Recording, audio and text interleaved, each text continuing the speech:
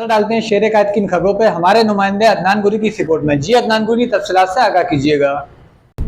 जी बिल्कुल, वज़ीर आला सिंध सैयद मुराद अली शाह साहब इस्लामाबाद से वापस कराची जिन्ना इंटरनेशनल एयरपोर्ट पहुंच गए, जिस पर पाकिस्तान पीपल्स पार्टी के तमाम अहदेदारान, ज़िम्मेदारान, कारकुनान ने फूलों की पत्तियां निछावर करके भरपूर अंदाज में इस्तकबाल किया जा रहा है। जी भुट्टो के नारे भी लगाए गए। इस मौके पर डिस्ट्रिक्ट वेस्ट के सदर आबिद दस्ती साहब की क़यादत में सरदार अकबर चांडियो साहब अपनी टीम के हमरा सैयद मुराद अली शाह साहब का इस्तकबाल किया, जिस पर सरदार अकबर चांडियो साहब ने कहा, हम शुक्रगुजार हैं पाकिस्तान भुट्टो जरदारी के जिन्होंने किनाल के मंसूबे को नाकाम बनाया।